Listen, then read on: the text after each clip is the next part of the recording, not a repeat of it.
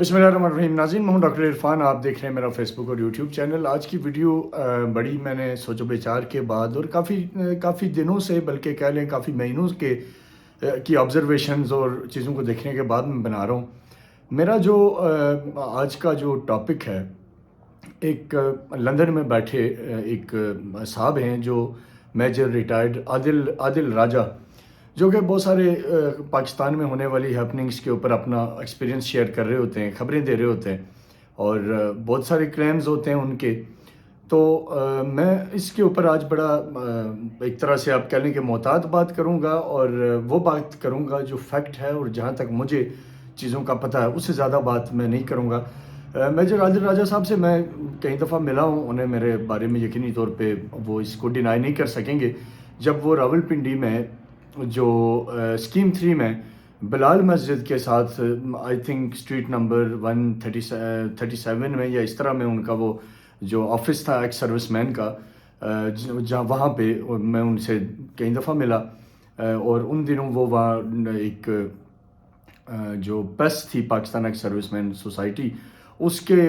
Plate form پہ کام کر رہے تھے. اور اللہ تعالیٰ مغفرت فرمائے کرنل نسیم راجہ کی، جو پیس کے سیکرٹری جنرل تھے. اور کرنل نسیم راجہ سے میرا بڑا پرانا تعلق تھا، اور کرنل نسیم راجہ ہی کے توسط سے بیسیکلی میں میجر عادل راجہ کو ملا، انہی کے دفتر میں ملا، اور ان کی موجودگی میں ہی ملا، جب بھی 1 یا 2 دفعہ ملا. تو کرنل جو نسیم راجہ تھے، اللہ تعالیٰ ان کی مغفرت کریں، ان کا اپنا ایک انداز تھا کام کا، گفتگو کا طرز عمل تھا. تو وہ کبھی کبھار غصہ بھی ہو جاتے تھے، کبھی شفقت بھی کرتے تھے، اللہ ان کی مغفرت فرمائے. تو عادل راجہ صاحب وہاں میں دیکھتا رہا کہ ان کے دفتر میں موجود رہتے تھے اکثر اوقات، اور پس کو کہ میڈیا انگیجمنٹ کے اوپر ان کا زور ہوتا تھا کہ ہمیں کچھ کرنا چاہیے. اور پھر ان دنوں انہوں نے ایک شاید فیکٹ ان فوکس یا اس ٹائپ کی کوئی ایک ان کا ہوتا تھا سوشل میڈیا پروگرام، جس میں میرے ایک دوست ہیں راجہ فیصل، وہ جو آج کل پی ٹی وی ورلڈ پہ ہوتے ہیں، وہ ان کے ساتھ تھے. اور پھر یہ لوگ اسی طرح کوئی ایک آدھ اور بندہ لیتے تھے، اور بہرحال ایک پازیٹیو نیریٹو کی اوپر یہ بات کرنے کی کوشش کرتے رہتے تھے. اور اسی عرصے میں کیونکہ میں یہ بھی جب ان کے 1-2 بار دفتر گیا، تو اس طرح کی بات چیت بھی عادل راجہ صاحب کی زبان پہ ہوتی تھی کہ کوئی قبضہ شبضہ چھڑانا ہو، کوئی ایسی چیز ہو، تو اس کے لیے بھی میں حاضر ہوں. تو اس طرح کے بہرحال یہ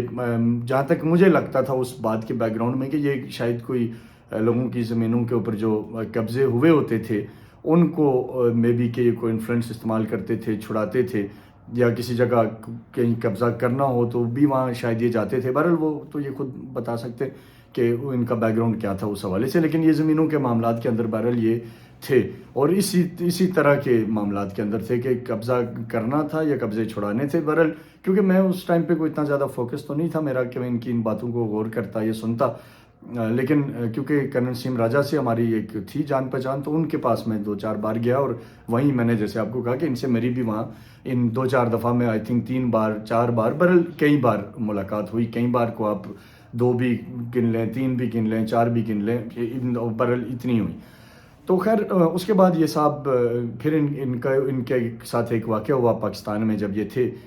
تو میں کوشش کروں گا کہ ویڈیو کا ٹائم بھی زیادہ نہ جائے، اس لیے میں تھوڑا سا جلدی بات ختم کروں گا. تو پاکستان میں یہ جب انہوں نے عمران خان صاحب کے حوالے سے شاید جب سپورٹ کرنا شروع کی، تو ان کے اوپر ایک ان کے گھر پہ ریڈ ہوا اور جو معاملات بنے، تو میں ہرگز یہ نہیں کہوں گا کہ وہ اچھا ہوا، کبھی بھی نہیں کہوں گا، کیونکہ کوئی بھی آدمی جو پاکستان میں رہتا ہے پاکستانی ہے، اور وہ اگر اس نے اپنی زندگی کے کچھ حصے میں اس نے پاکستانیت کی بات کی ہوئی ہے، تو آپ اس کو ایک دم سے اس طرح اکھاڑ کے پھینک دیں تو یہ بری بات ہے. جذبات ہارٹ ہوتے ہیں، برا لگتا ہے. تو عادل راجہ صاحب کو بھی برا لگا ہوگا ڈیفینیٹلی.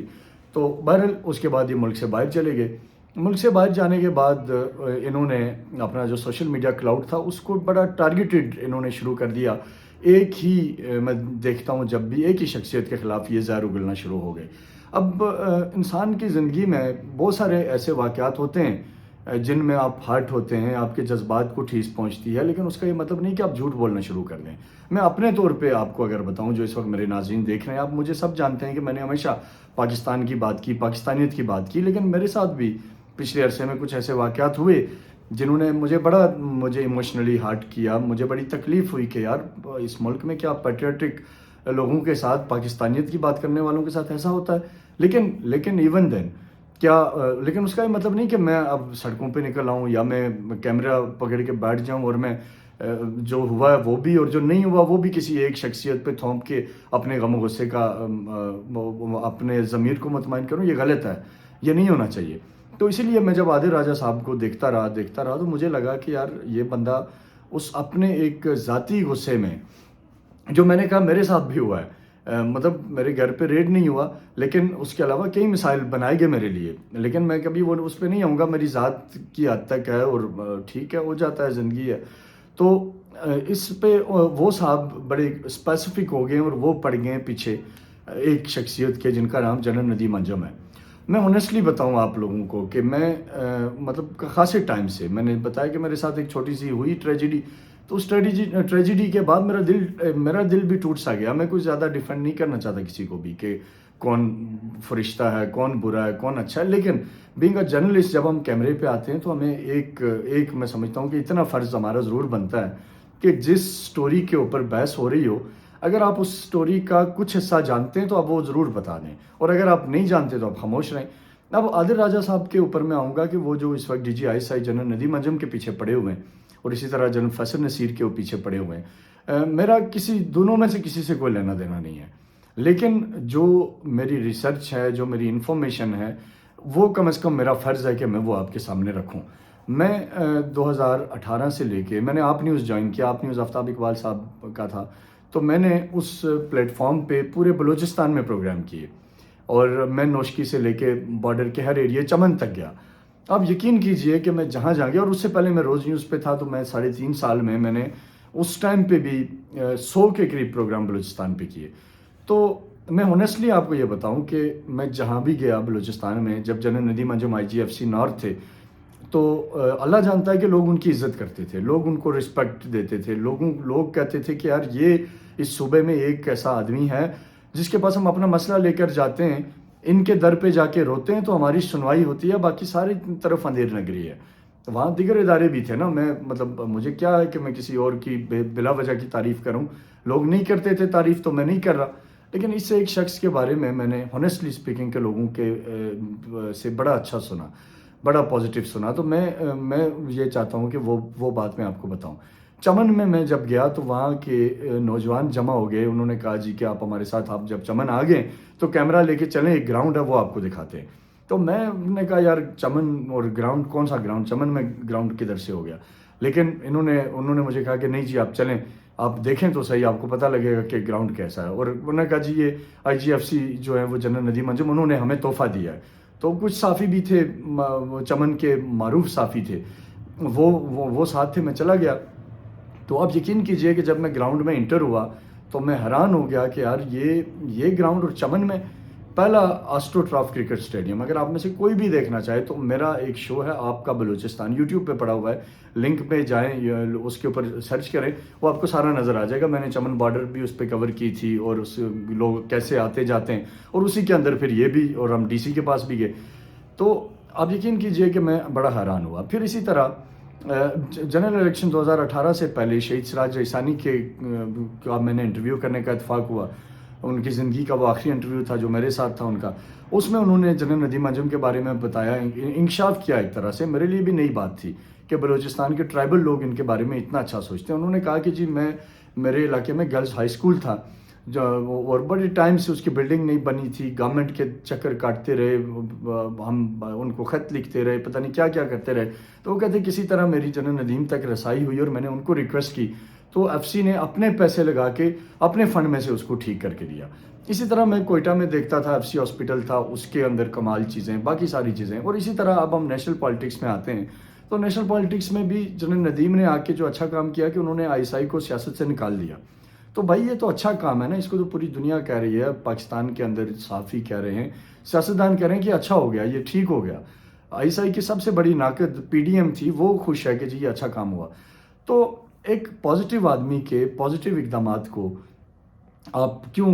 اس کو کنٹروورشل کیوں بنانا چاہتے ہیں؟ ٹھیک ہے عادل راجہ صاحب آپ کے ساتھ زیادتی ہوئی ہے,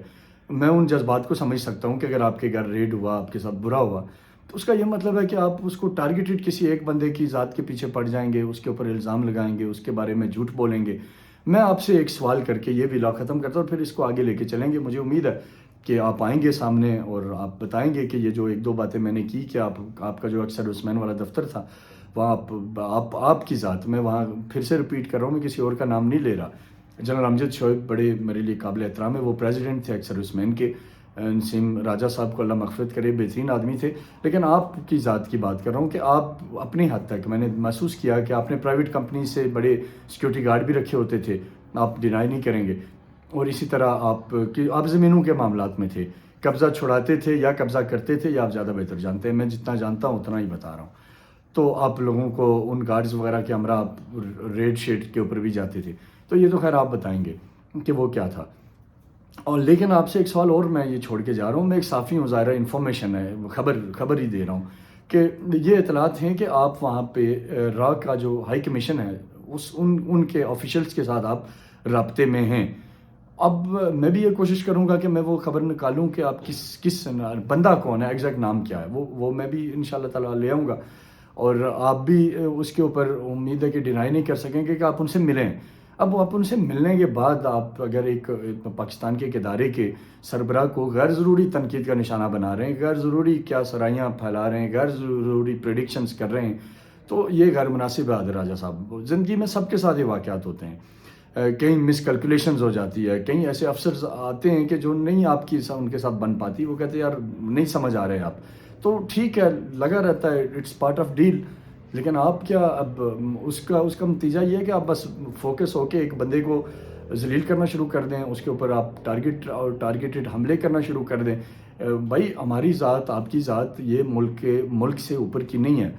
یہ ساری چیزیں میٹر کرتی ہیں، لیکن جہاں ملک آ جاتا ہے وہاں ساری چیزیں ختم ہو جاتی ہیں، اور جنرل ندیم انجم اس وقت پاکستان کے ایک پریمیئر انٹیلیجنس ایجنسی کے سربراہ ہیں، اور ان کا جو رول ہے اس ملک کو سیف گارڈ کرنے میں وہ ناقابل فراموش ہے۔ میں اتنے چھوٹے ٹائم میں نہیں بتا سکتا بلوچستان کے اندر یہ جو چند ایک چیزیں میں نے بتائی، اس سے ہٹ کے بہت بڑا رول ہے جنرل ندیم انجم کا۔ ایف سی کی ٹرانسفارمیشن کے اندر بہت بڑا کردار ہے، ایف سی کو ایک ایسی فورس بنا کے کھڑا کیا کہ جس کی لوکل آف بلوچستان رسپیکٹ کرتے ہیں،